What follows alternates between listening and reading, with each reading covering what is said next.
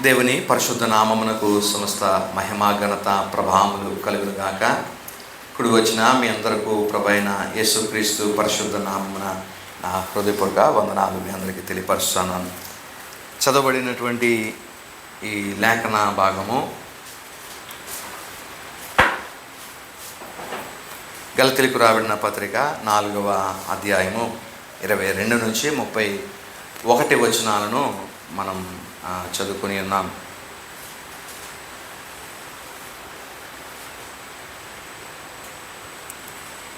మరి పోయిన వారంలో కొన్ని విషయాలు ఉపోద్ఘాతంగా అవుట్లైన్గా ఈ వచనాల యొక్క సారాంశమును ఒక్కొక్కటి ఏం చెప్తుంది అనేటువంటి ఆ పోలికను మనం ఒకసారి చూస్తున్నాం. అబ్రహాం యొక్క ఇద్దరు కుమారులు అనగా ఇస్మాయిలు తర్వాత ఇస్సాకు, ఒకరేమో శరీరాన్ని బట్టి పుట్టినటువంటి వారు అని, ఒకరు ఆత్మను బట్టి పుట్టిన వారని, ఒకరు దేవుని యొక్క ఇంటర్వెన్షన్ ద్వారా అనగా ఆయన కలుగు చేసుకున్నట ద్వారా ఒకడు పుట్టినట్లయితే, మరొకరు శరీర సంబంధంగా దేవుడు కలుగు చేసుకుండగానే పుట్టినటువంటి కుమారుడు ఇస్మాయిల్గా మనం చూసి ఉన్నాం. తర్వాత అబ్రహాముకు ఆ భార్యల గురించి మనం చూసాం. ఒకరు దాసురాలు, ఒకరు స్వతంత్రురాలు అనేటువంటి మాటలు.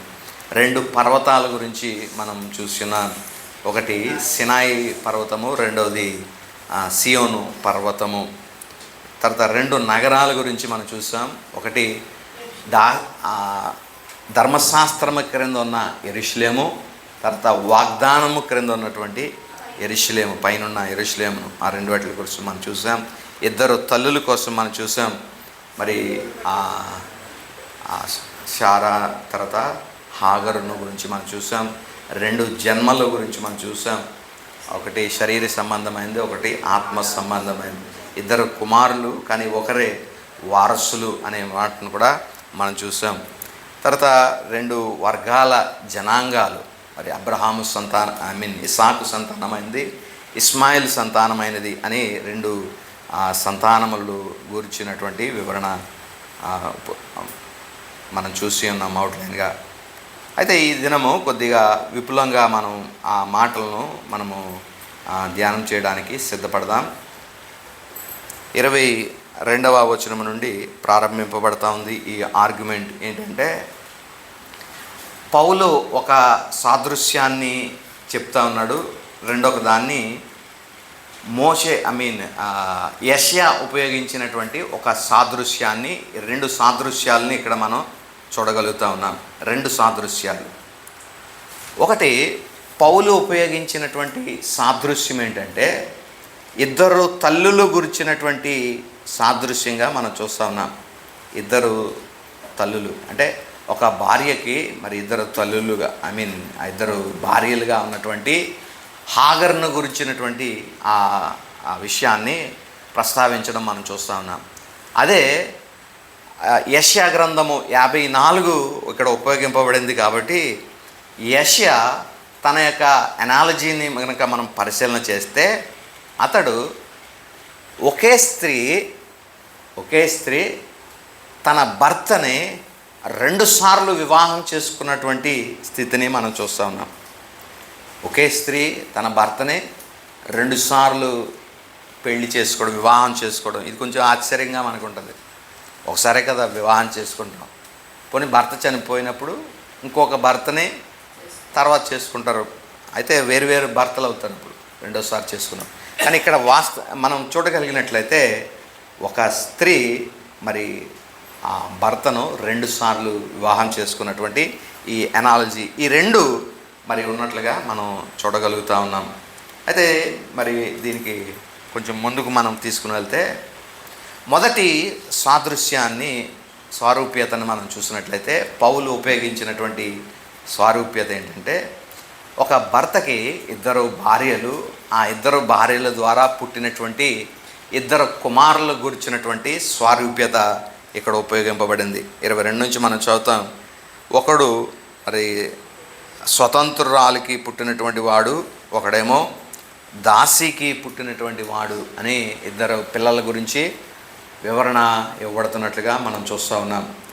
అయితే మరి ఈ యొక్క విషయాలను మనం జాగ్రత్తగా పరిశీలన చేసినప్పుడు దేవుడు మరి అబ్రహాముకు మరి శారా వివాహం చేయబడిన తర్వాత అనేక సంవత్సరాలు వారు మరి కాపురం చేసినప్పటికీ వారికి పిల్లలు లేకపోయినట్లుగా మనం చూస్తూ ఉన్నాం.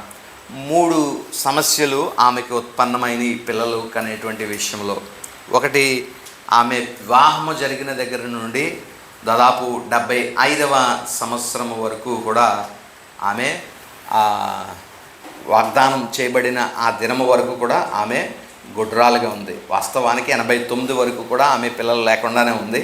కానీ వాగ్దానము చేయబడేటువంటి ఆ స్థితి వరకు కూడా ఆమె గుడ్రాలుగా ఉన్నట్లుగా మనం చూస్తూ ఉన్నాం. రెండవది, ఆమె వయసును బట్టి ఆమె మునోపాజ్కి చెందినటువంటి స్థితిని ఆ సమస్యను మనం చూడగలుగుతాం. అనగా పిల్లలను ప్రత్యుత్పత్తి చేసేటువంటి ఆ యొక్క కెపాసిటీని ఆమె కోల్పోయినటువంటి ఆ స్థితిని మనం చూడగలుగుతూ ఉన్నాం. తర్వాత ఆమె దాదాపుగా 89 సంవత్సరాలకు పిల్లలు లేనప్పుడు ఆమె 89 సంవత్సరాలంటే వృద్ధాప్యములో ఉన్నటువంటి ఆ స్థితిగతులను మనం చూస్తూ ఉన్నాం. వృద్ధాప్యములో ఉన్నటువంటి ఆమె ఈ 3 మరి గొడ్రాలుగా ఉంది, ఆ పిల్లలను ప్రత్యుత్పత్తి చేసేటువంటి స్థితి దాటిపోయింది, తర్వాత వృద్ధాప్యములో వృద్ధురాలుగా ఆమె ఉన్నది. అయినప్పటికీ ఇవి దేవుడు వాటిని అన్నింటినీ పక్కన పెట్టి దేవుడే కలుగు చేసుకుని సూపర్ న్యాచురల్గా ఆమె రిప్రొడక్టివ్ ఆర్గాన్స్ని దేవుడు రెస్టోర్ చేసి రివైవ్ చేసి మరలా పిల్లలు కనేటువంటి సామర్థ్యాన్ని ఆమెకు దేవుడు కలుగు చేసినట్లుగా మనం చూస్తూ ఉన్నాం. కాబట్టి ఒకరు హాగరు బానిస స్త్రీకి పుట్టినటువంటి భార్యగా ఒకటి మనం చూస్తే, 2 న్యాయబద్ధమైనటువంటి భార్యగా మరి సారాను మనం స్వతంత్రాలైనటువంటి స్త్రీగా మనం చూస్తూ ఉన్నాం. అయితే ఈమెకు పిల్లలు లేనందున తన దాసిని అబ్రహాంకి ఇచ్చి చేయడం, తద్వారా చట్ట ప్రకారంగా ఒక కుమారుని ఇస్మాయిల్ని అయితే పొందుకోవడం జరిగినట్లుగా మనం చూస్తున్నాం. అయితే ఇస్మాయిల్ ద్వారా వచ్చినటువంటి సంతానము నీ సంతానము అనబడదు, వాగ్దానముగా ద్వారా నీకు ఒక కుమారుడు ఇవ్వబడుతున్నాడు అని చెప్పి వాగ్దానం ద్వారా దేవుడు శారా గర్భాన్ని తెరిచి ఇస్సాకును మరి ఇచ్చినట్లుగా, కుమారుని ఇచ్చినట్లుగా మనం చూస్తూ ఉన్నాం. అయితే హాగరు శరీర రీతిగా ఆమె గర్భధారణ జరిగింది. దేవుడేం కలుగు చేసుకోలేదు. అబ్రహాము శారాలు మరి వారి కలయిక ద్వారా నార్మల్గానే ఈ ఇస్మాయిల్ పుట్టాడు. కానీ ఇస్సాకు అలాగ పుట్టలేదు. నార్మల్గా వారు కాపురం చేసినంతకాలం వారికి పిల్లలు పుట్టలేదు. దేవుడు కలుగు చేసుకుని వారి యొక్క శారా యొక్క స్థితిని మార్చి ఆమె యొక్క సమస్యలన్నింటినీ ప్రక్కన పెట్టి దేవుడు సూపర్ న్యాచురల్ రీతిలో ఆ కార్యాన్ని సాధ్యం చేసినటువంటి పరిస్థితిని మనం చూస్తూ ఉన్నాం. కాబట్టి ఈ దాసురాలు వలన పుట్టినటువంటి ఈ కుమారులు ఎవరిని సూచిస్తూ ఉన్నారంటే ధర్మశాస్త్రము సంబంధమైనటువంటి వారు ఈ వ్యక్తులని సూచిస్తూ ఉన్నారు. వీరు వాగ్దాన కుమారులు కారు అనేటువంటి విషయాన్ని మనం చూడగలుగుతూ ఉన్నాం. ఇక్కడ మరొక మాట ఇక్కడ మనం చూడగలిగితే, శారాను ఇక్కడ మనందరకు తల్లిగా ఇక్కడ సంబోధిస్తున్నటువంటి ఒక వాక్యాన్ని మనం చదవగలుగుతూ ఉన్నాం. ఇక్కడ చూస్తే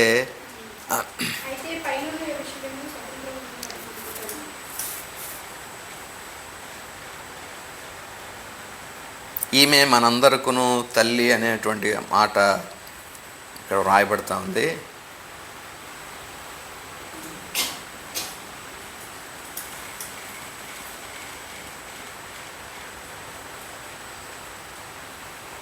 ఇరవై 6వ వచనం ఆఖరి భాగంలో మనం చూస్తే, అయితే పైన ఉన్న యెరూషలేము స్వతంత్రముగా ఉన్నది, అది మనకు తల్లి అనగా శారాను గురించినటువంటి ఆ విషయాన్ని ఇక్కడ మనం చూడగలుగుతూ ఉన్నాం. శారా ఏమో పైన ఉన్నటువంటి యెరూషలేముతో పోల్చబడుతుంటే, కింద ఉన్నటువంటి యెరూషలేము హాగర్ని గురించి మరి సంబోధిస్తున్నట్లుగా లేకపోతే సూచిస్తున్నట్లుగా మనం చూడగలుగుతున్నాం. కాబట్టి మనందరికీ తల్లి, జనములకు తల్లి అని ఎవరిని పిలిచారంటే శారాను పిలిచారు. మరి దేవుడు ఇక మీదట నీ పేరు శారాయి అనబడదు కానీ శారా అనబడుతుంది అని జనములకు తల్లి అనేటువంటి మాట దేవుడు అక్కడ ఉపయోగించడాన్ని మనం చూస్తాం.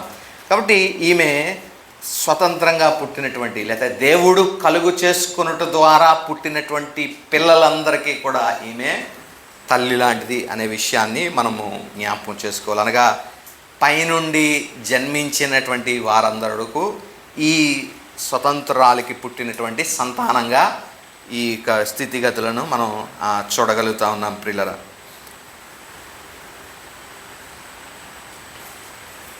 ఈ విషయాన్ని ఈ స్లైడ్ కనుక మనం చూసినట్లయితే, శారాయి అనగా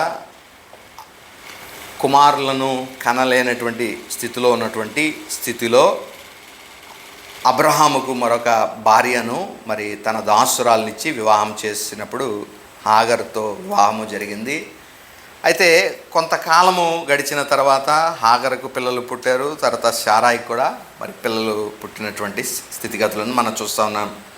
అయితే ధర్మశాస్త్రము 1446వ సంవత్సరంలో ధర్మశాస్త్రము ఏలుబడిలోనికి వచ్చింది. అయితే ఈ ధర్మశాస్త్రము ఏలుబడి వచ్చినటువంటి ఈ దినము నుండి మనం చూసినట్లయితే యెరూషలేము అనేటువంటి పట్టణము ఉన్నట్లుగా మనం చూస్తూ ఉన్నాం. యెరూషలేం పట్టణాన్ని ఒకసారి మనం పరిశీలన చేస్తే, అనగా ధర్మశాస్త్రము వచ్చిన దినము నుండి యేసుక్రీస్తు ప్రభువారు శరీరధారిగా పుట్టి సిలువ వేయబడి చనిపోయి పరమునకు ఆరోహణం అయిపోయినటువంటి ఆ దినము వరకు ఉన్నటువంటి యెరూషలేములో 2 ఫేజెస్ని మనము చూడగలుగుతూ ఉన్నాం. ఒకటి ధర్మశాస్త్రపు ఏలుబడి కింద ఉన్నటువంటి యెరూషలేముగా మనం చూస్తూ ఉన్నాం. వాస్తవానికి యెరూషలేము ఆ ముందు నుంచి ఉంది, కానీ ఎప్పటి నుంచి ప్రాచుర్యంలోనికి యెరూషలేం పట్టణము ప్రాచుర్యంలోనికి ఎప్పటి నుంచి వచ్చిందంటే దావీదు దినముల నుండి వచ్చింది. దావీదు తన ఏలుబడిలో యెరూషలేముని క్యాపిటల్ సిటీగా చేసుకుని దాన్ని నుండి పరిపాలన సాగించాడు. కాబట్టి ఆ ముఖ్య నగరంగా దాన్ని చేసుకోవడం బట్టి, క్యాపిటల్గా చేసుకోవడం బట్టి ఈ యెరూషలేముకి అంత ప్రాచుర్యత మరి ఏర్పడినట్లుగా మనం చూస్తూ ఉన్నాం దావీదు తన ఏలుబడి చేసిన దినముల నుండి. అయితే అప్పటి నుండి కూడా ఈ యెరూషలేం అనేటువంటిది ధర్మశాస్త్రపు ఏలుబడిలో ఉంది. ధర్మశాస్త్రపు ఏలుబడి అంతకు ముందు నుంచి ఉంది. దావీదు వచ్చి తన పట్టణాన్ని ఏలుబడి చేసినటువంటి దినముల్లో కూడా యెరూషలేము ధర్మశాస్త్రపు ఏలుబడిలోనే ఉన్నట్లుగా మనం చూస్తూ ఉన్నాం. దీనిని మనం ఏమని చెప్పచ్చు అంటే ధర్మశాస్త్రము క్రింద ఉన్నటువంటి యెరూషలేము అని మనం చెప్పచ్చు. ఏ పీరియడ్ అంటే దావీదు ఏలుబడి, లేకపోతే అంతకు ముందు నుంచి చూసిన ధర్మశాస్త్రము ఏలుబడి క్రింద ఉన్నటువంటి యెరూషలేము అనే విషయాన్ని మనం చూడవచ్చు. అయితే ఒక రోజు రాబోతూ ఉంది. ఆ రోజు ఏంటంటే ఈ ధర్మశాస్త్రము క్రింద ఉన్నటువంటి యెరూషలేమును దేవుడు విమోచించినప్పుడు, అది క్రీస్తు రాకడ వద్ద ఇది జరుగుతుంది. అప్పుడు జరిగినటువంటి ఆ విషయం ఏంటంటే, ఈ ధర్మశాస్త్రము క్రింద ఉన్నటువంటి యెరూషలేము నివాసులందరూ కూడా దాని ఏలుబడిలో నుండి ఎక్కడికి వస్తారంటే నూతన నిబంధన క్రిందకి వచ్చేటువంటి ఒక రోజు రాబోతూ ఉంది. దాన్ని మనం ఏమని పిలుస్తూ ఉన్నామంటే పైనున్న యెరూషలేము అంట. ఒకటి కిందున్న యెరూషలేము, క్రిందున్న అంటే భూమి మీద ఆకాశం మీద అని కాదు దీని ఉద్దేశము. క్రిందున్న యెరూషలేం అంటే ఈ ధర్మశాస్త్రపు ఏలుబడిలో ఉన్న యెరూషలేము. ధర్మశాస్త్రపు ఏలుబడిలో నుండి దీన్ని ఏ విధంగా మారుస్తూ ఉన్నాడంటే, ఎవరైతే ధర్మశాస్త్రపు ఏలుబడి కింద ఉన్నారో వారందరినీ తన యొక్క నూతన నిబంధన క్రిందకు తీసుకురావడం ద్వారా దాని ఏలుబడిలోంటి బయటకు వస్తారు. తద్వారా వీరిని మనం ఏమని పిలుస్తామంటే నిబంధన క్రింద ఉన్నటువంటి యెరూషలేము, నూతన నిబంధన క్రింద ఉన్న యెరూషలేము లేదా పైనున్న యెరూషలేము అని మనం పిలుస్తూ ఉన్నాం. ఒకటే స్త్రీ అండి. ఇది మనం గమనించగలిగితే ఇద్దరూ ఒకరే. అనగా ముందు శారాయి జీవితము ఎలా ఉండింది? 89వ సంవత్సరం వరకు శారాయి ఎలా ఉందంటే పిల్లలు కనలేని స్థితిలో గుడ్రాలుగా ఉంది. పిల్లలు కనలేని గుడ్రాలు స్థితిలో ఉంది శారాయి.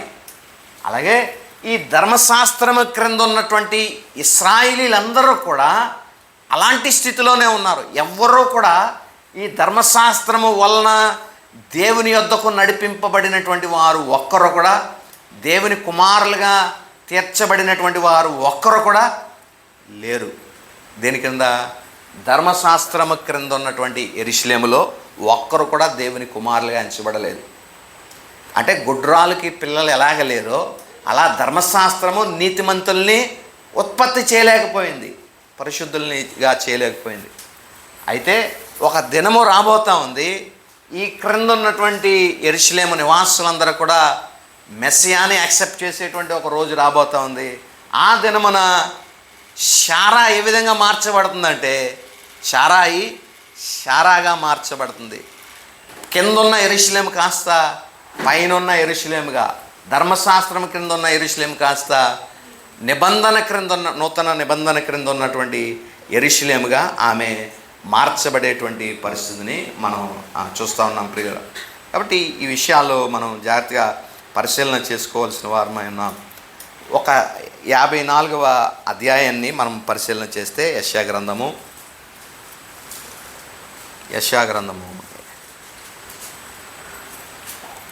ఇది కూడా ఒకసారి మనం చూద్దాం. ఈ ప్రాథమిక స్వారూప్యతను ఒకసారి చూద్దాం. అబ్రహాముకి 2 భార్యలు ఉన్నట్లుగా, మరి మన అబ్రహాము తండ్రిగా అతనికి ఉన్నటువంటి భార్యలు హాగరు, శారాయి యొక్క అనగా స్వతంత్రురాలికి పుట్టినటువంటి కుమారుడేమో, నిబంధన ద్వారా పుట్టినటువంటి కుమారుడేమో ఇస్సాకు.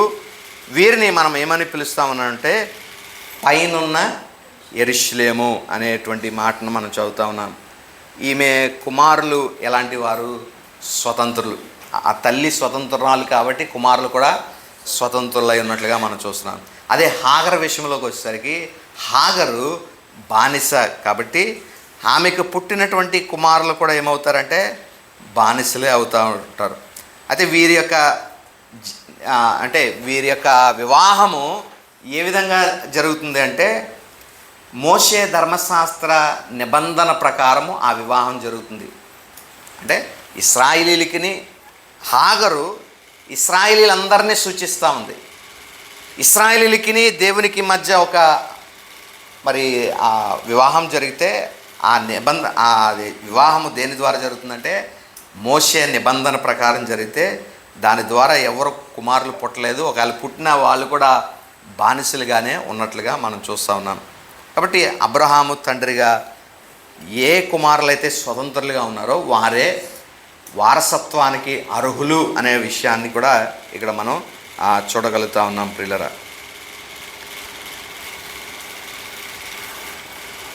అయితే ఈ జనన క్రమాన్ని ఒకసారి మనం చూద్దాం. జనన మార్గాలు ఏ విధంగా వీరు పిల్లలు పుట్టారు అనేటువంటి విషయాన్ని మనము ఆదికాండము 16 నుండి 21 అధ్యాయాలు మనం చదివితే ఈ విషయాలు మనకు అర్థమవుతాయి. మొదట అబ్రహాముకు శారా వివాహం చేయబడింది. ఈమె స్వతంత్రురాలుగా ఉంది. పిల్లలు లేని కారణం చేత ఆమె తన దాసినిచ్చి వివాహం చేసింది పిల్లల కొరకు.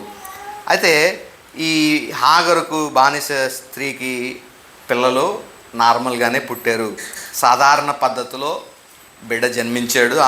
ఆ బిడ్డ పేరు ఇస్మాయిల్గా మరి నామకరణం చేశారు. అయితే ఇతడు చట్ట ప్రకారం అయితే కుమారుడే, అబ్రహాము కుమారుడే అని అనొచ్చు, అందులో ఏం తేడా లేదు.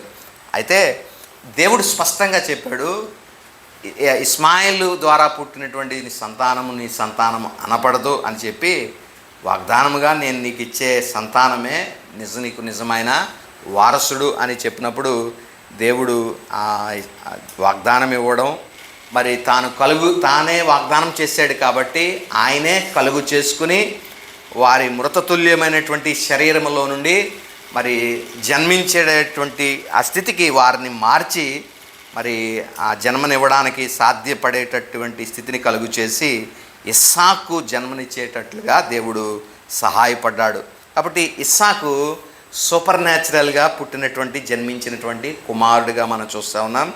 దీనినే మరి వాగ్దాన ప్రకారంగా పుట్టిన కుమారుడు అని ఇస్సాకును మనం పిలుస్తూ ఉన్నాం.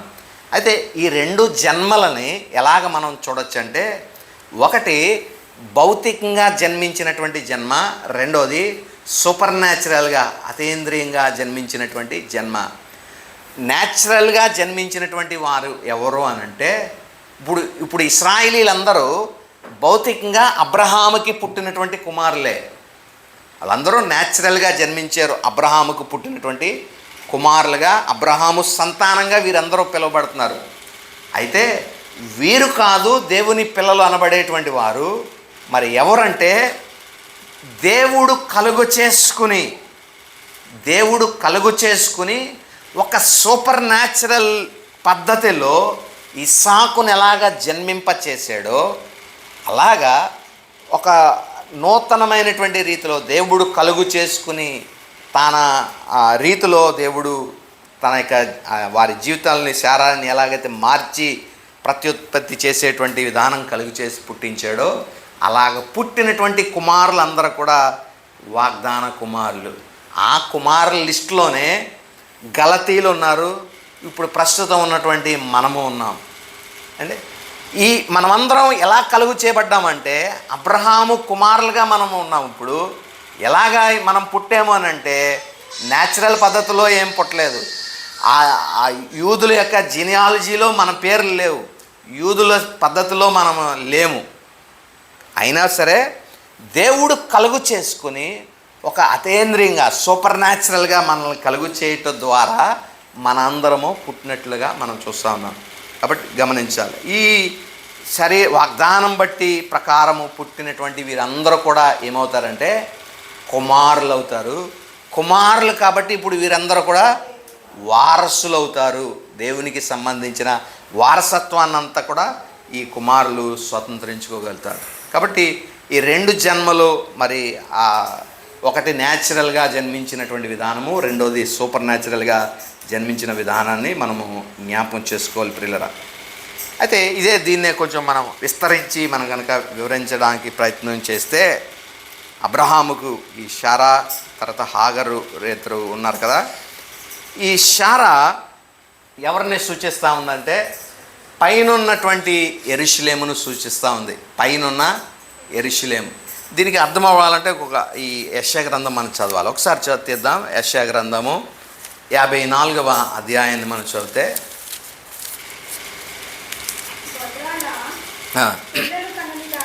గొడ్రాల పిల్లలు కననిదానా, జయగీతమెత్తుము, ప్రసవ వేదన పడనిదానా, జయగీతమెత్తి ఆనందపడము, సంసారి పిల్లల కంటే విస్తారమగుదురు.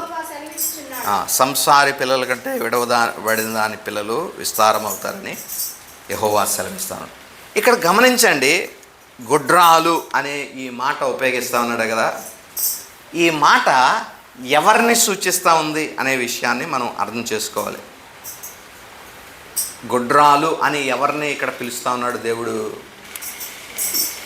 ఇప్పుడు మనం చదువుకున్నటువంటి లేఖన భాగంలో గలతీ పత్రికలో ఏమని రాశాడంటే, ఇవన్నీ కూడా అలంకారప్రాయంగా 24వ వచనంలో ఈ సంగతులు అలంకార రూపంగా చెప్పబడి ఉన్నవి.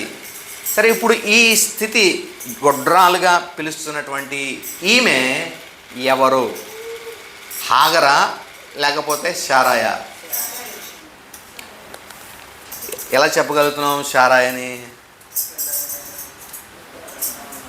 పిల్లలు లేని స్థితి ఒక 89 పుట్టిన దగ్గర, లేకపోతే వివాహం జరిగిన దగ్గర నుండి 89వ సంవత్సరం వరకు శారాకి పిల్లలు లేవు కాబట్టి ఆ పిల్లలు మరి లేని స్థితి, గొడ్రాలుగా ఉన్న స్థితి శారాయి అని మనము తెలుసుకోగలుగుతూ ఉన్నాం పిల్లలు. అయితే ఇక్కడ ఒక విషయాన్ని గమనించండి.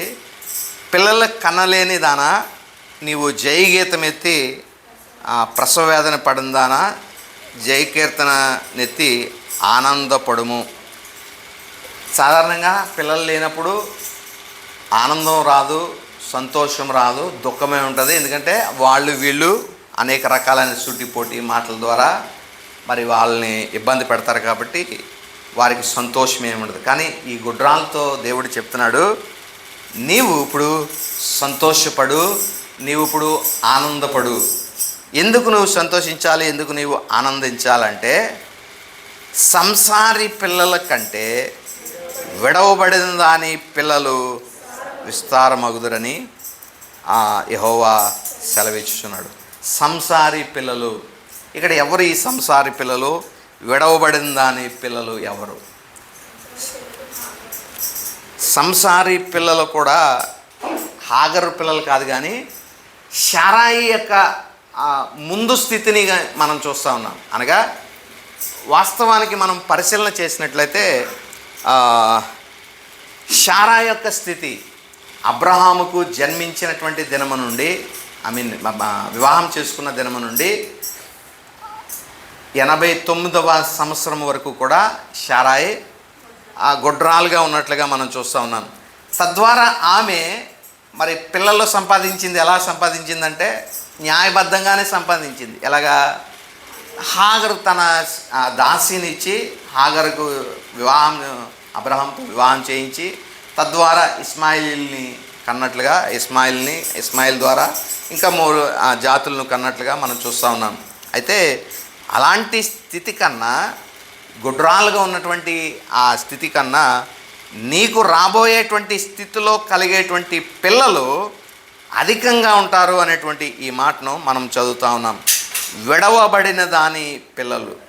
ఇక్కడ కొంచెం రెండో ఒక విధానాన్ని మనం చూస్తూ ఉన్నాం. విడవబడిన దాని పిల్లలు అనేటువంటి ఈ మాట మనం చూస్తే సారూప్యతలో ఇంకొక అర్థాన్ని లేకపోతే ఇంకొక ఏమంటాం రెండో అర్థాన్ని రావడాన్ని ఇక్కడ మనం చూస్తున్నాం. పైన వరకు ఈ మాటలు మనం స్పష్టంగా తెలుసుకోవచ్చు. గొడ్రాలంటే శారా జీవితంలో పిల్లలకు కలలేని స్థితి గొడ్రాలుగా ఉంది, దాన్ని సూచిస్తుంది.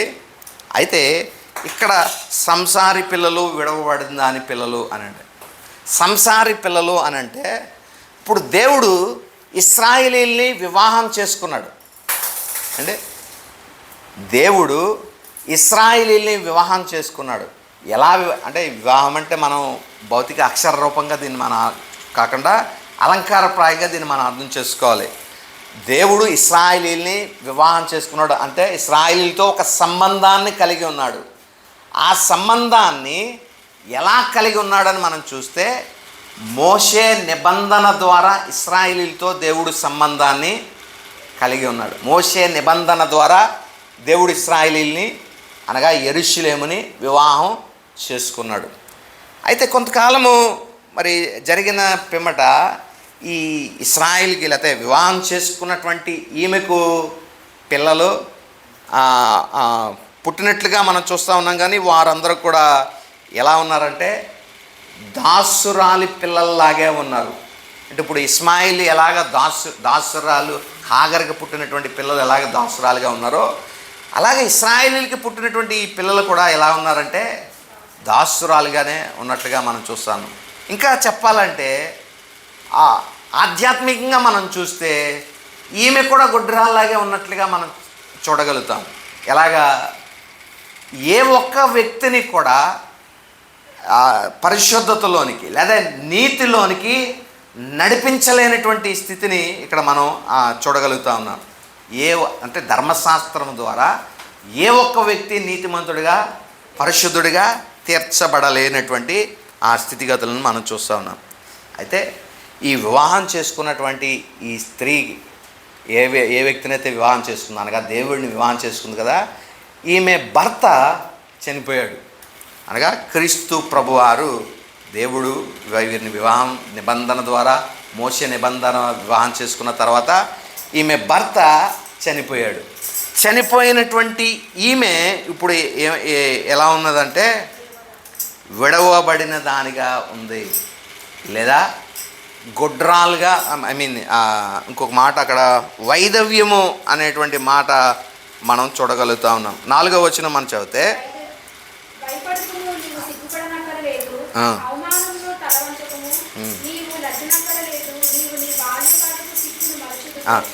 నీ వైధవ్యపు నిందను ఇక మీదట జ్ఞాపకము చేసుకొనవు. వైధవ్యపు నింద అంటే భర్త లేనటువంటి స్త్రీలని ఏమని మనం పిలుస్తామంటే విధవరాలు. వీళ్ళకి కూడా ఒక నింద ఉంది. పిల్లలు పుట్టలేని వాళ్ళకి గుడ్రాలు అని ఎలాగా వారిని నిందిస్తారో, భర్తను కోల్పోయి విధవరాలుగా ఉన్నటువంటి వారిని కూడా ఇలాగ నిందిస్తారు. ఆ నింద ఈ స్త్రీలకి ఉంటుంది, వైధవ్యము చెందినటువంటి స్త్రీలకి ఉంటుంది. అయితే ఆ నిందనే నీవిక జ్ఞాపకం చేసుకొనువు అనేటువంటి మాట రాయబడింది. అంటే భర్త చనిపోయాడు, భార్య ఇప్పుడు ఎలా ఉందంటే విధవరాలుగా ఉంది. భార్య అంటే ఇప్పుడు ఎవరని మనం అనుకున్నాం? ఇశ్రాయేలీలు, లేకపోతే కింద ఉన్నటువంటి యెరూషలేము. ఇంకా మనం చూస్తే పిల్లలు పుట్టలేనటువంటి శారా జీవితాన్ని ఈ విధంగా మనం చూస్తూ ఉన్నాం. అయితే ఇప్పుడు భర్త కోల్పోయినటువంటి ఆ స్థితి నుండి ఈమె మరలా ఏం చేస్తుందంటే తన చనిపోయినటువంటి భర్తనే మరలా వివాహం చేసుకోబోతుంది. తన చనిపోయినటువంటి భర్త వివాహం చేసుకోవాలంటే అతడు ఏమయ్యో రావాలా? చనిపోయినవాడు బ్రతికి రావాలి మరలా. ఇప్పుడు యేసుక్రీస్తు ప్రభువారు చనిపోయి ఆయన బ్రతికి పరమునకు ఆరోహణమైపోయాడు. మరలా ఈ యెరూషలేముతో అనగా ఇశ్రాయేలీలతో దేవుడు మరలా వీరిని వివాహం చేసుకోవాలంటే దేవుడు ఏం చేయాలంటే ఆయన మరలా రావాలి. ఆయన మరలా వచ్చినప్పుడు ఈ వివాహం అనేటువంటిది జరుగుతుంది. అప్పుడు ఆ వివాహం జరిగినప్పుడు విడవబడిన దాని యొక్క పిల్లలు ఎవరైతే ఉంటారో వాళ్ళు విస్తారంగా ఉంటారు. అంటే ఆ దినాన్న విశ్వసించినటువంటి వారు జనాంగము విస్తారమైనటువంటి జనాంగంగా ఉంటారు అనేటువంటి ఈ మాటలు మనం చదువుతూ ఉన్నాం పిల్లలు. అయితే దేవుడు ఈ స్త్రీని అనగా ఆ ముందు ఉన్నటువంటి స్త్రీనే మరలా వివాహం చేసుకునేటువంటి ఈ వివాహము ముందేమో మోషే నిబంధన ద్వారా ఆమెను వివాహం చేసుకున్నాడు. పునరుద్ధానుడైన తర్వాత అదే దేవుడు ఈమెను ఏ విధంగా వివాహం చేసుకుంటా ఉన్నాడంటే మనం చూస్తాం 10వ వచనములో మనం చూసినట్లయితే, పర్వతములు తొలగిపోయినను మెట్టలు తత్తరిల్లను నా కృప నిన్ను విడిచిపోదు, సమాధాన విషయమైన నా నిబంధన తొలగిపోదు. దేవుడు ఒక నిబంధన ద్వారా ఈమెను వివాహం చేసుకుంటున్నాడు. ఆ నిబంధన ఏంటంటే సమాధాన సంబంధమైన నిబంధన, సమాధాన విషయమైన నిబంధన. దీన్నే మనం ఏమని పిలుస్తామంటే నూతన నిబంధన అని మనం పిలుస్తాం. ఈ సమాధాన సంబంధమైన నిబంధనతో ఈ ఇశ్రాయేలీల్ని మరలా దేవుడు వివాహం చేసుకుంటాడు. కాబట్టి ముందు వివాహం చేసుకున్నాడు, ఆమెకు పిల్లలు ఎవరో పుట్టలేదు, గుడ్రాలుగా ఉండింది. అయితే భర్త చనిపోయాడు, మరలా భర్త తిరిగి పునరుద్ధానుడిగా లేచాడు. మరలా అదే భర్త తిరిగి రాబోతున్నాడు. వచ్చినప్పుడు ఆమె ఆ భర్తను మరలా వివాహం చేసుకుంటుంది. ఈసారి పిల్లలు కలుగుతారు. ఆ పిల్లలు ఎంతమందిగా ఉంటారంటే విస్తారమైనటువంటి జనాంగముగా ఆ పిల్లలు ఉంటారు అనే విషయాన్ని మనం చూస్తూ ఉన్నాం. కాబట్టి శారా ఈ 54వ వచనములో మనం చూస్తే శారానే 2 రకాలుగా ఇక్కడ చిత్రీకరిస్తూ ఉన్నాడు. ఎలా అంటే ఒక స్థితి గొడ్రాలుగా ఉన్నటువంటి ఒక స్థితి ఏంటంటే శారా అబ్రహామును వివాహం చేసుకుని పిల్లలు కనలేనటువంటి స్థితిని సూచిస్తుంది. రెండోది మరలా దేవుడు శారా జీవితాన్ని రివైవ్ చేస్తున్నప్పుడు, ఆమె పునరుత్పత్తిని మరలా దేవుడు రెస్టోర్ చేసినప్పుడు ఆమె కలిగినటువంటి ఇస్సాకు వాగ్దాన కుమారులుగా కలిగిన ఇస్సాకు అతని సంబంధులందరినీ మనం ఎలాగ చూడగలుగుతామంటే విడవబడిన అని పిల్లలుగా మనం చూస్తాము.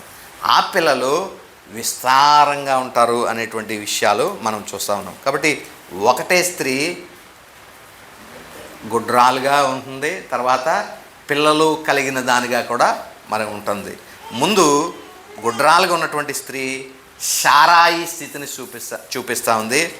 తర్వాత పిల్లలు కలిగినటువంటి ఆ స్థితినేమో శారాగా చూపిస్తుంది. నువ్వు అనేక జనములకు తల్లి అవుతావు అని శారా, నీ పేరు శారాగా మార్చబడుతుందని ఆ శారా స్థితిని అనేకమైన పిల్లలు కలిగినటువంటి స్థితిగా మనం చూస్తున్నాం. కాబట్టి ఈ యెషయా ఉపయోగించినటువంటి ఈ ఎనాలజీలో లేకపోతే ఈ సారూప్యతలో ఒకటే స్త్రీ శారాయే పిల్లలు లేనప్పుడు గుడ్రాలుగా ఆ స్థితి ఒకటైతే, పిల్లలు కనిన తర్వాత ఆ విస్తారమైనటువంటి సంతానం కలిగినటువంటి స్త్రీగా, దీన్నే పైన ఉన్న యెరూషలేము, పిల్లలు కనకముందు క్రింద ఉన్నటువంటి యెరూషలేము, పిల్లలు కనిన తర్వాత పైనున్న యెరూషలేముగా ఈ స్త్రీనే మనము రెండు రకాలుగా చూడగలుగుతా ఉన్నాం.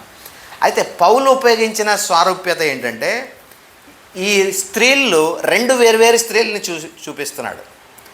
అది ఎవరు? ఒకటి హాగరు, రెండోది శారా. యెషయా అయితే ఒకటే స్త్రీని గుడ్రాలుగా ఉన్నప్పుడు స్థితిని ఫేజ్ 1 అని, గుడ్రాల నుంచి పిల్లలు కలిగిన స్త్రీని ఆ స్థితిని ఫేజ్ 2గా రెండు భాగాలుగా విభజిస్తుంటే, పౌలు మాత్రము వేరువేరు స్త్రీలను ఉపయోగించి హాగరుకు పుట్టిన వాళ్ళేమో దాసురాలు కుమారులని, న్యాచురల్గా జన్మించిన వారని, వారు కుమారులే కానీ దేవునికి వారసులు కారని, అదే శారా నుంచి ఉత్పత్తి అయినటువంటి వారు మాత్రం దేవుడు కలుగు చేసుకున్నట్టు ద్వారా సూపర్ న్యాచురల్గా పుట్టారు కాబట్టి వాళ్ళు దేవునికి కుమారులని, వాళ్ళు మాత్రమే దేవునికి వారసులు అనేటువంటి ప్రస్తావన లేకపోతే స్వారూప్యత పౌలు తీసుకుని వస్తున్నాడు. ఈ రెండు స్వారూప్యతలను ఏది చూసినా మనకు ఒకటి అర్థమయ్యేది ఏంటంటే, ఆధ్యాత్మికంగా పుట్టినటువంటి వారు, పైనుండి జన్మించినటువంటి వారు, సూపర్ న్యాచురల్గా జన్మించినటువంటి కుమారులు మాత్రమే వారసులవుతారు అనేటువంటి విషయాన్ని ఇక్కడ మనం స్పష్టంగా తెలుసుకోగలుగుతా ఉన్నాం పిల్లలు. అదే ఇక్కడ కూడా మనకు రాయబడుతూ ఉంది. వీరిని పైనుండి స్వతంత్రాల ద్వారా పుట్టినటువంటి కుమారులని మనం ఈ భూమి మీద పైన ఉన్నటువంటి యెరూషలేము, ఇది ఎప్పుడు జరుగుతుంది? శారాకి జన్మం ఎప్పుడు జరుగుతుంది అంటే, లేదా పిల్లలు ఎప్పుడు పుడతారు అని అంటే, ప్రస్తుతం ఉన్నటువంటి స్థితి శారా ఇది ఎలాంటి స్థితి అంటే భర్త చనిపోయినటువంటి విధవరాలు స్థితిలాగా ఉంది శారా స్థితి. అనగా ప్రస్తుతం యెరూషలేముకు ఉన్నటువంటి ఇశ్రాయేలీలకు ఉన్నటువంటి స్థితి ఎలాగ మనం చూడొచ్చు అంటే, గొడ్రాళ్ళుగా ఉన్నారు ఇశ్రాయేలీలు, వాళ్ళకి పిల్లలు లేరు, భర్త చనిపోయినటువంటి విధవరాలుగా ఇశ్రాయేలీలు ఉన్నారు. అయితే ఈ ఇశ్రాయేలీలు చనిపోయిన తన భర్తను మరలా వివాహం చేసుకోబోయే ఒక దినం వస్తూ ఉంది. ఆ దినాన్న ఇప్పుడు వీళ్ళకి మరి ఏం కలుగుతుందంటే, ఆ నింద ఇప్పుడు వరకు ఉంటుంది కదా, క్రీస్తు రాకడ వరకు వైధవ్యపు నింద ఇశ్రాయేలీల్ని వెంటాడుతూనే ఉంటుంది.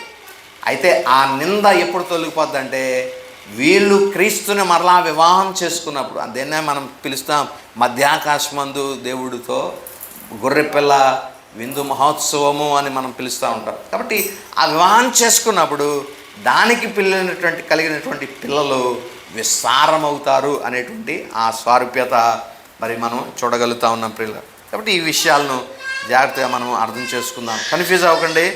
పౌలు ఉపయోగించిన స్వారూప్యతలో ఏమో ఇద్దరు స్త్రీలు, వేరువేరు స్త్రీలు, హాగరు, శారా, వీరికి పుట్టినటువంటి కుమారులు మనం చూస్తున్నాం.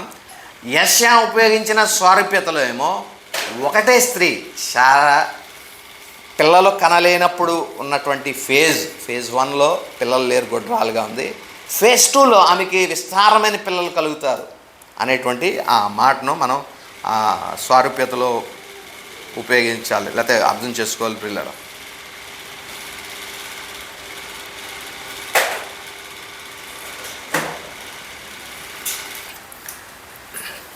దేవుడు మరి అబ్రహాముకు ఈ యొక్క వాగ్దానం చేశాడు కదా, మరి భూమిని గురించి, సంతానం గురించి, ఎవరికి దేవుడు ఈ స్వాస్యాన్ని ఇస్తాను అని వాగ్దానం చేశాడంటే, నీ సంతానమునకు స్వాస్యముగా ఇస్తానని వాగ్దానం చేశాడు. అయితే ఈ సంతానము ఎవరు అనేటువంటిదే ఈ చర్చ అంతా కూడా. మనం చూస్తే ఈ సంతానము రెండు రకాలుగా ఉంటుంది. ఒకటి ఏక సంతానము, అనగా క్రీస్తు వారిని సూచిస్తూ ఉంది. రెండోది బహు సంతానం, అంటే ఇశ్రాయేలీల్ని సూచిస్తూ ఉంది. ఇశ్రాయేలీలకి కనాన్ని అది ఛాయారూపకంగా దేవుడు వారికి మరి కనాన్ని స్వాస్యంగా ఇచ్చాడు. ఈ స్వాస్యం కూడా షరతులతో కూడినటువంటిది. మీరు నిబంధనకు విధేయత చూపితే భూమిలో ఉంటారు, నిబంధనకు అవిధేయులు అయితే గనక ఈ భూమి నుండి దాస్యములోనికి వేరే దేశాలకు మీరు తీసుకుని పోబడతారని చెప్పాడు. అలాగే విధేయులైన క్రమం అంతా కూడా వారు కనాన్లో ఉన్నారు. ఎప్పుడైతే అవిధేయత చూపించారో అన్య రాజులు వచ్చి వీరిని చెరపట్టుకుని వెళ్ళిపోయినట్లుగా మనం చూస్తూ ఉన్నాం. కాబట్టి ఈ భూమిని గురించినటువంటి ఈ యొక్క విషయాన్ని కనుక మనం చూస్తే ఇందులో యెహోషువ దినములో, యెహోషువ నాయకత్వంలో ఈ భూమిని వారు తాత్కాలికంగా స్వాధీనపరచుకున్నట్లుగా మనం చూస్తూ ఉన్నాం. పర్మనెంట్గా దీన్ని స్వాస్యములోనికి తీసుకునేటువంటిది ఎవరని మనం చూస్తే యేసుక్రీస్తు ప్రభువారు రెండవ రాకడలో వచ్చినప్పుడు ఈ కనాన్ని దేవుడు స్వాస్యంగా తీసుకోబోతా ఉన్నాడు. ఎందుకంటే తండ్రి ఆయనకి వాగ్దానం చేశాడు. 2వ కీర్తనలో మనం చదువుతాం, నన్ను అడుగుము, భూమిని దిగంతముల వరకు నీకు సొత్తుగాను జనములు నీకు స్వాస్యంగా నేను ఇస్తానని వాగ్దానం చేశాడు. కాబట్టి ఈ జనమును భూమిని ఇస్తానన్నాడు. ఆ జనము ఎవరంటే రక్షింపబడినటువంటి వారందరూ కూడా ఆయనకి స్వాస్యం. ఈ భూమి ఏంటంటే ఈ కనాన్ని క్రీస్తుకు వాగ్దానం చేశాడు. ఆ వాగ్దానాన్ని దేశాన్ని ఏలడానికి క్రీస్తు రాబోతా ఉన్నాడు. అయితే ఈ వచ్చేటువంటి ఈ దినములలో మరి మనుషులు చేయవలసింది ఏంటంటే ఆయన యందు మరి విశ్వసించి, ఎలా అయితే మరి పైనుండి జన్మించినట్లుగా మనము సంబంధమైనటువంటి ఇశ్రాయేలీలందరూ కూడా దాంట్లో రారు, కానీ ఆధ్యాత్మిక సంబంధమైన ఇశ్రాయేలీలు మాత్రమే, అనగా దేవుడు కలుగు చేసుకున్నట ద్వారా పుట్టినటువంటి వారందరే. కాబట్టి మనందరం కూడా దేవుడు కలుగు చేసుకోబట్టి మనందరం పుట్టాము. ఎందుకంటే ఒక వ్యక్తి పుట్టాలంటే మాత్రం దేవుడు కలుగు చేసుకోవాలి. దేవుడు కలుగు చేసుకోకుండా వ్యక్తికి తనకు తానుగా పుట్టడు. వ్యక్తి తనకు తానుగా రక్షింపబడాలన్నా అవ్వదు. ఎవరిని వెతుక్కుని వచ్చారంటే మొదటి నుండి తుప్పల్లో దాక్కున్నటువంటి ఆదాము అవ్వలను దేవుడే నెలకొంటా వచ్చాడు. వచ్చి ఆదామా నీవు ఎక్కడా అని దేవుడు పాపం చేసినటువంటి వారిని వెతుక్కుని వచ్చినట్లుగానే దేవుడే ఆ వ్యక్తులను ఏం చేస్తాడంటే జన్మించడానికి, నూతనంగా జన్మించడానికి మొట్టమొదటి ఇనిషియేటివ్ చేస్తాడు. అప్పుడు మానవులు ప్రతిస్పందన ఉంటుంది. వాళ్ళు చేసింది ఏంటంటే మేము దిగంబరులుగా ఉన్నాము అంటే, నీ దిగంబరి అని ఎవరు చెప్పాడు, చేసావా అంటే తినేసాను అన్నారు. అయితే సరే తినేసావు, కానీ ఇగో నేను ఇచ్చేటువంటి ఈ ఆకులు కచ్చడాలు తీసి నేను ఇచ్చేటువంటి చర్మపు చొక్కాయి నువ్వు తీసుకో అంటే వాళ్ళు తీసుకుని దాన్ని వేసుకున్నారు. వాళ్ళు చేయగలిగిన పని అల్లా ఏంటంటే దేవుడు ఇచ్చిన దాన్ని తీసుకుని వేసుకోవడమే వాళ్ళ పని. కాబట్టి మన జీవితాల్లో కూడా ఒక వ్యక్తి రక్షింపబడడానికి నేను చేయగలిగింది ఏమీ లేదు. మనం చేసే పనులు ఒకవేళ చేస్తే ఎలా ఉంటాయంటే వాళ్ళు అంజూరపు ఆకులను కచ్చడాలుగా చేసుకుని తమకి దిశమలు కప్పుకునేటువంటి ఇది ఎలా ఉందో దాన్ని సూచిస్తుంది. దీనివల్ల ప్రయోజనం లేదు, నేను ఇచ్చేది తీసుకో అని ప్రభు వారికి చర్మపు చొక్కాలను కుట్టించి ఇచ్చి దాన్ని తొడుక్కోమంటే వారు తీసుకుని వారు తొడుక్కున్నట్లుగానే మనం కూడా దేవుడు ఇచ్చేటువంటి నీతిని ఉచితంగా మనం తీసుకోవడం అంతే. నువ్వు ఈ నీతిని పొందడానికి ప్రయాసపడాల్సిన, శ్రమపడాల్సిన, కన్నీరు కార్చి నిన్ను నలగొట్టుకుని దుఃఖపరుచుకునాల్సిన స్థితి ఏం లేదు. కానీ ప్రభు ఇచ్చిన దాన్ని నువ్వు స్వీకరించి నువ్వు దాన్ని మరి ఎలా అయితే వారు ఆదామవులు దాన్ని తొడుక్కున్నట్లుగానే ఆ నీతిని మనం పొందుకోవాలి. ఎలాగా అంటే చాలా సులువు. ప్రభు ఇచ్చింది వాళ్ళు తీసుకున్నట్లుగానే విశ్వాసంతో ప్రభువుని మనం అంగీకరిస్తే ఆ నీతి చేత మనం నింపబడతాం అనేటువంటిది ఈ విషయాన్ని మనం జ్ఞాపం చేసుకోవాలి ప్రియులారా. అయితే ఈ వాగ్దానం ద్వారా అబ్రహాముకు ఈ వారసత్వం అనేటువంటిది ఇవ్వబడింది. నీ సంతానంకి ఈ దేశాన్ని. ఆ సంతానము ఎవరు అనేటువంటిది ఈ మళ్ళా రెండు అట్లలో ఎవరికి సంబంధిస్తుంది సంతానం అంటే హాగరకు సంబంధించింది కాదు, కానీ ఈ రకమైనటువంటి శారా ద్వారా ఉత్పత్తమైనది. హాగరకు పుట్టినటువంటి వారందరూ కూడా దాస్యపు పిల్లలుగా ఉంటా ఉన్నారు. వాళ్ళనే మనం యూదులని కూడా మనం చెప్పుకోవచ్చు. అయితే వీళ్ళని దేవుడు బహిష్కరిస్తూ ఉన్నాడు. వీళ్ళకైతే స్వాస్యాన్ని ఇస్తూ ఉన్నాడు వాగ్దానము ద్వారా పుట్టినడు.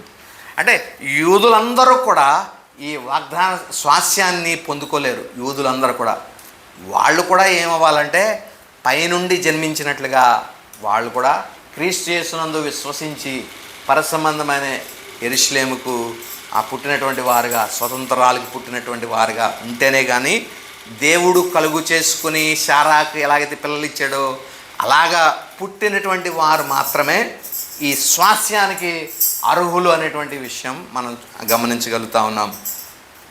చివరిగా ఈ మాటలు మనం చూద్దాం. యెరూషలేము మరి ఏ విధంగా గుర్తింపబడుతుంది అనేటువంటిది మనం చూడగలిగితే, ప్రస్తుత యెరూషలేము లేదా రాబోతున్నటువంటి పైనున్న యెరూషలేము ఈ రెండు సమానం కావు.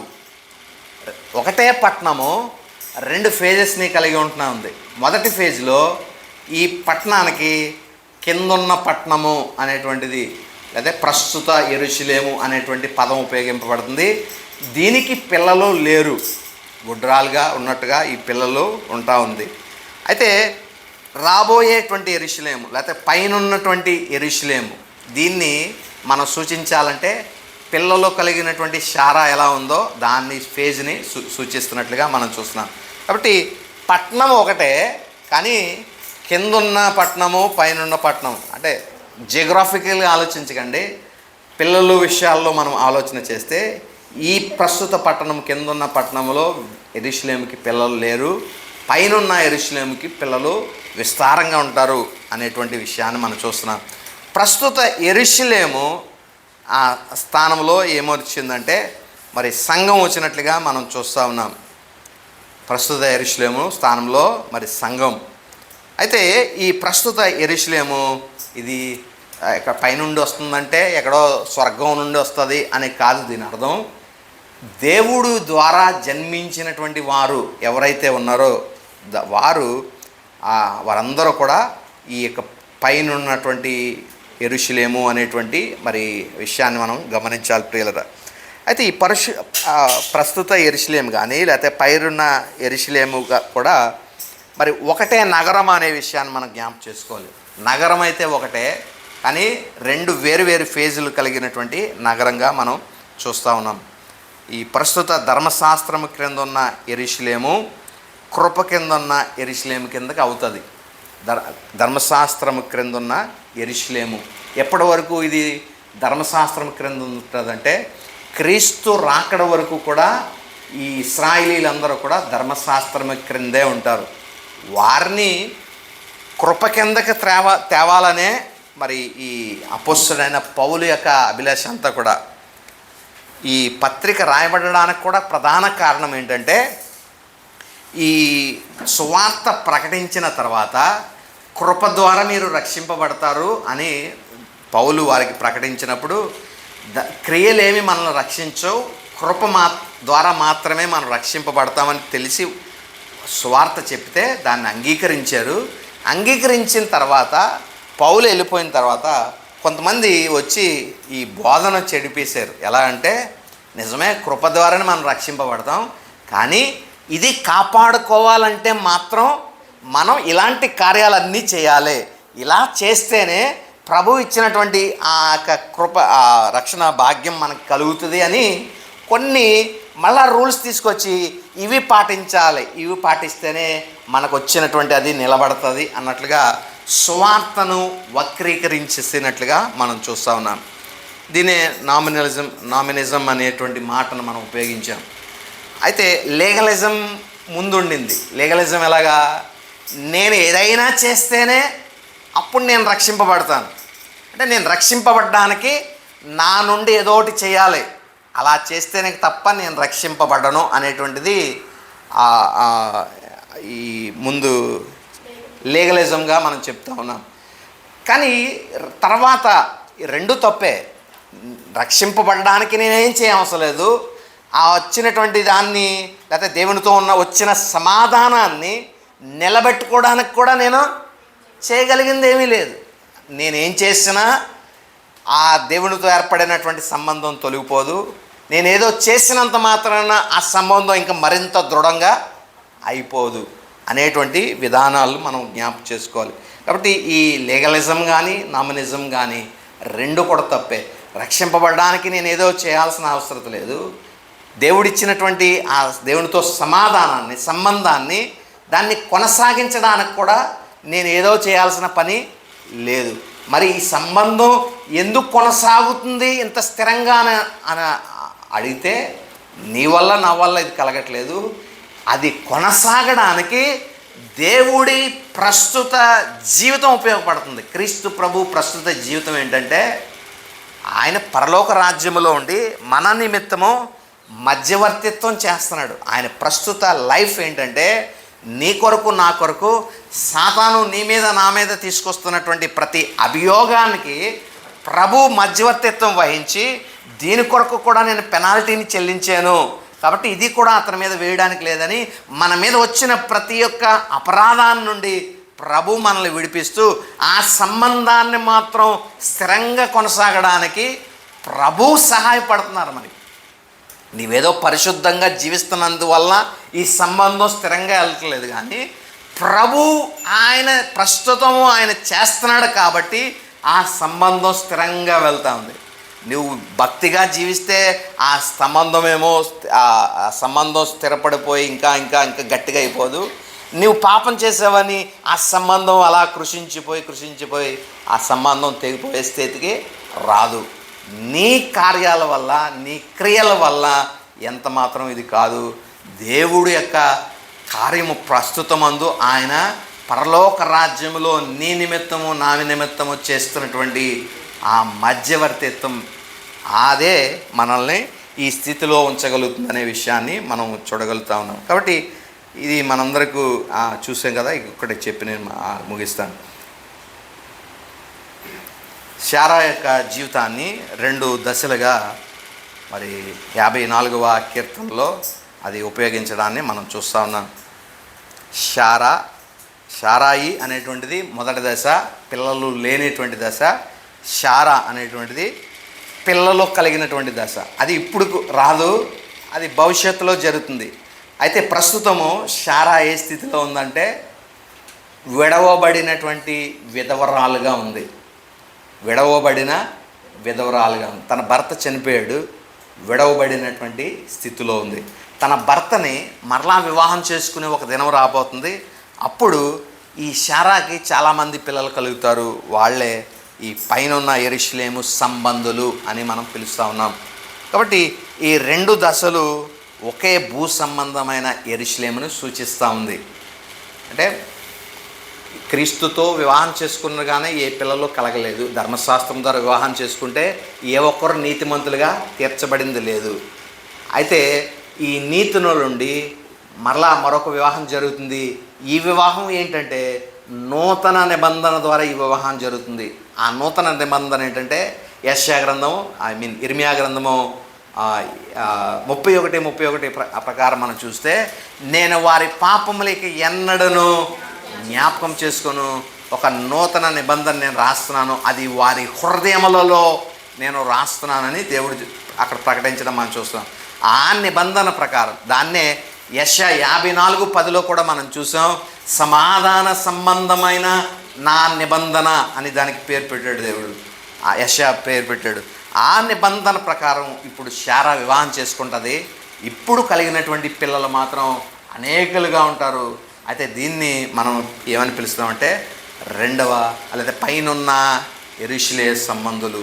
ఈ సంబంధులు మాత్రమే ఆ దేవుడిచ్చేటువంటి స్వాస్యానికి వారసులు, లేదా క్రీస్తుతో 1000 ఏళ్ల పరిపాలనలో ఉండేటువంటి వారు ఎవరంటే ఈ శారాకు పుట్టినటువంటి కుమారులు అనే విషయాన్ని మనం చూస్తూ ఉన్నాం. కాబట్టి ఈ విషయాలను మనం జాగ్రత్తగా అర్థం చేసుకుందాం. క్రీస్తు ప్రభువునందు విశ్వసించినటువంటి వారందరూ కూడా ఈ శారాకు సంబంధించినటువంటి పుట్టిన కుమారులే అనేటువంటి విషయాన్ని మనం చూస్తున్నాం. కుమారులు కాబట్టి కుమారులకు ఏం కలుగుతుందంటే వారసత్వం లభిస్తుంది. ఆ వారసత్వం ఏంటంటే క్రీస్తు ప్రభువుకి ఏ వారసత్వం కలిగిందో ఆయన తోటి సహవారసులం మనం కాబట్టి మనకు కూడా అదే వారసత్వం లభిస్తుంది. ఎంత గొప్పతనం అంటే మనం చేసి ఏ విధానంగా కూడా దాన్ని సంపాదించడానికి అర్హులం కాము, కానీ క్రీస్తు స్వాస్యానికి సహవారసులుగా మనం ఉండడానికి దేవుడు ఎంతో కృప చూపించాడు. అది దానికి పొందడానికి మనం కూడా ప్రయాసపడేదల్లా ఏమి లేదు. ఏంటి మరి ఎలాగ వస్తుంది అంటే, ప్రభునందు ఒక్క విశ్వాసం మాత్రం ఉంచండి, ఆయన నిన్ను రక్షిస్తాడు అని, లేకపోతే ఆ స్వాస్యంలోనికి నిన్ను చేరుస్తాడు అనేటువంటి విశ్వాసం మాత్రం కలిగి ఉంచండి అని ప్రభు కోరుతాను. అదే విశ్వాసంతో భక్తులందరూ ఎదురు చూశారు. ఆయన వస్తాడేమో, నన్ను ఆ రాజ్యం చేరుస్తాడేమో, ఆ వారసత్వంలో నేను పాల్గొంటానేమో అని విశ్వాసంతో ఎదురు చూస్తూ వారు మరణించారు. అయితే మనం కూడా మన ముందు ఉంచబడినటువంటి ఒకే ఒక విషయం ఏంటంటే, ఆ స్వాస్యాన్ని పొందడానికి విశ్వాసంతో మనం కూడా ఎదురు చూడాలి. ప్రభు వస్తాడు, నన్ను ఆ రాజ్యంలో చేరుస్తాడు, ఆ ప్రభుతో ఆయన వారసత్వాన్ని నేను పొందుకుంటాననే విశ్వాసంతో ఆయన కొరకు ఎదురు చూడాలి. ఈ లోకంలో మరి ఏది వచ్చినా సరే వాటి నుండి మనం తొలగిపోకుండా, విశ్వాసంలో తొలగిపోకుండా దాని కొరకు మాత్రమే మనం భక్తి అంతా కూడా పక్కన పెట్టేసి విశ్వాసంతో ప్రభు ఇది నాకు ఈ స్థితికి నన్ను చేరుస్తాడు, ఈ స్థితికి నన్ను ప్రభు ఉంచుతాడు అనేటువంటి విశ్వాసంతో ఆయన కొరకు ఎదురు చూస్తూ మన యాత్రను మనం కొనసాగించాలి. యాత్రలో మనం మరణించవచ్చు, లేదా విశ్వాసంతో మరణించినప్పటికీ ఒక దినాన్న కర్రబోడ మ్రోగినప్పుడు మృతులైన వారు మొదట లేస్తారు, లేదా సజీవులైన మనము ఆయన కలుసుకుంటాం. అప్పుడు వివాహం జరుగుతుంది గొర్రెపిల్ల మహోత్సవంతో. ఆ వివాహంతో చేయబడినటువంటి ప్రజలతో కూడా ఆయన ఈ 1000 ఏళ్ల పరిపాలన చేయడానికి ఈ కనానికి వస్తాడు. కనాన్లో 1000 ఏళ్ల పరిపాలన అయిన తర్వాత సాతానుడు అతని అనుచరులందరినీ కూడా ఆయన సంహరించి శక్తిని అంతటిని కూడా తీసివేసి రాజ్యాన్ని తిరిగి తండ్రికి అప్పగిస్తాడు. అప్పుడు ఈ రాజ్యమును తండ్రి ఆ నూతన ఆకాశము నూతన భూమిలో ప్రజలను చేరుస్తాడు. అక్కడ దేవుడే తన ప్రజలతో కూడా నివాసం చేసేటువంటి గొప్ప స్థితి. ఆకలైనను దప్పికైనను లేదని ప్రకటన 21లో రాయబడినటువంటి విషయాలన్నీ కూడా అద్భుతమైనటువంటి స్థితిగతులు తనకి ఆ కుమారులతో ఆయన పంచుకునేటువంటి దినములు రాబోతూ ఉన్నాయి. దాని కొరకు మనం నిరీక్షణతో విశ్వాసంతో ఎదురు చూస్తూ ఉండాలి. అదే ప్రభు ఈ వాక్యం ద్వారా మనకి నేర్పిస్తున్నాడు. ఆఖరి మాట చదువుతా ఉన్నాను, 31వ వచనము. కాగా సహోదరులారా, మనము స్వతంత్రాలి కుమారులమే కానీ దాసి కుమారులు కాదు. కాబట్టి శారాకి పుట్టినటువంటి కుమారులుగా, స్వతంత్రాల కుమారులుగా మనం ఉన్నాం, కుమారులము. కాబట్టి సమస్తానికి వారసులము. ఇటు వారసత్వ భాగ్యాన్ని దేవుడు మనకి కూడా అనుగ్రహించి ఆయన కొరకు జీవింపచేయనుగాక. ఆమె చిన్న ప్రార్థన చేసుకున్నాం. కృపా కనికరముగా మా ప్రియ పరలోక తండ్రి, మీ ఉన్నతమైన శ్రేష్టమైన అత్యున్నతమైన నామమునకు కృతజ్ఞతాస్తుతులు చెల్లిస్తూ ఉన్నాను. ఇంతవరకు మరి నాన్న తండ్రి, మీరు మాతో మాట్లాడిన మాటలన్నింటిని బట్టి స్తోత్రాలు. ఎంత గొప్ప భాగ్యాన్ని, ఎంత గొప్ప అర్హతని మీరు మాకు అనుగ్రహిస్తూ ఉన్నారు. పొందనొల్లనటువంటి నానా అర్హత లేనటువంటి మాకు మేము సాధించలేనటువంటి స్థితిని మాకు ఉచితంగా అనుగ్రహిస్తూ ఉన్నారు. మీ ప్రియకుమారుడైన క్రీస్తు యేసునందు విశ్వసించుట ద్వారా ఆయనతో పాటు మేము కుమారులంగాను, తద్వారా వారసులంగా, సహవారసులుగా మేము ఉండగలడానికి మీరు అనుగ్రహిస్తున్నటువంటి కృపంతటిని బట్టి మీకు స్తోత్రాలు చెల్లిస్తూ, వాక్యము వినిచున్నటువంటి బిడలందరి హృదయాల్లో అట్టి స్థిరమైన విశ్వాసం వైపు బిడల్ని నడిపించమని, క్రియల కొరకు అయినటువంటి క్రియల సంబంధమైనటువంటి నీతిని వెతికే వారంగా కాక, విశ్వాస సంబంధమైన నీతి, క్రియలు లేని విశ్వాస సంబంధమైన నీతితో మేము మీ కొరకు ఎదురు చూడగలిగినటువంటి కృపాభాగ్యాన్ని మీరే కూడిన మందరికి అనుగ్రహించి వాక్యాన్ని ఫలింపచేయమని యేసుక్రీస్తు పరిశుద్ధ నామమున ప్రార్థించి వేడుకొంచున్నాము తండ్రి. ఆమేన్.